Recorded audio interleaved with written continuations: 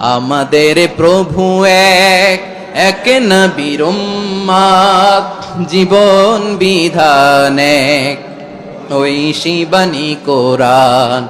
আমাদের প্রভু এক, এক নবীর উম্মত, জীবন বিধান এক, ঐশী বাণী কোরআন। তবে কেন এক নও হে মুসলমান, এক হও করিয়া হবান।